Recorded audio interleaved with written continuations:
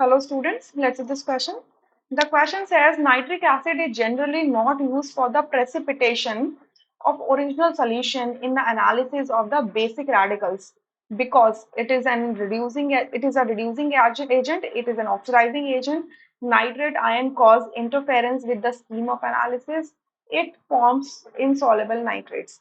तो nitric acid होता है हमारा HNO3. इसकी सबसे इंपॉर्टेंट कैरेक्टरिस्टिक क्या है कि it's a very strong oxidising agent. Oxidising agent का मतलब होता है ऐसा केमिकल सब्सटेंस जो सामने वाले को ऑक्सीडाइज कर दे और खुद रिड्यूस हो जाए. अब ऑक्सीडेशन होगा सामने वाले का तो क्या होगा, उसका increase in the oxidation state हो जाएगा और नाइट्रिक एसिड में इसके सेंट्रल एटम का रिडक्शन हो जाएगा किसमें, ऑक्सीडेशन स्टेट में. सो इसे हम प्रेसिपिटेशन के लिए, original solution of basic radicals क्या होते हैं, बेस से निकलने वाले जो कैटायंस होते हैं उनको हम बेसिक रेडिकल्स कहते हैं. मतलब कैटायंस को basically C N positive cations को हम क्या कहते हैं, रेडिकल्स कहते हैं, क्योंकि ये हाइड्रोक्साइड के साथ में कंबाइन करके क्या बना सकते हैं, बेस बना सकते हैं. So cations are called basic radicals.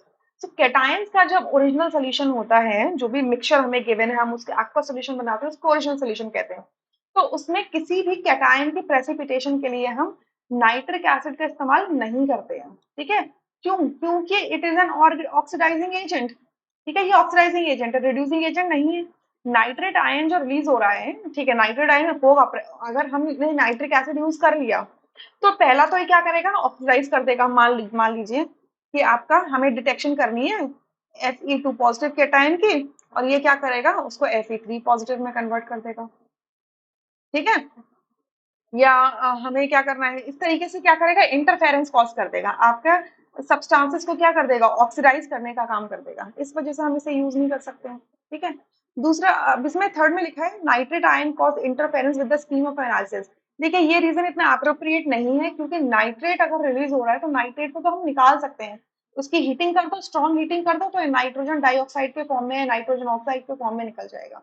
So third option गलत हो जाता है. फोर्थ कह रहे हैं इट फॉर्म्स सॉल्युबल नाइट्रेट्स. जितने भी ऑलमोस्ट नाइट्रेट्स होते हैं वो सॉल्युबल होते हैं. सो इनसॉल्युबल नाइट्रेट्स बनते नहीं है. ठीक है, मतलब बहुत कम ही होता है, बट जनरली कैसे होता है, सॉल्युबल नाइट्रेट्स होते हैं. सो आपका फोर्थ ऑप्शन भी इनकरेक्ट हो जाता है. तो पूरे ऑप्शन में जो करेक्ट ऑप्शन है that is second, rest options are incorrect. I hope you understood. Thank you.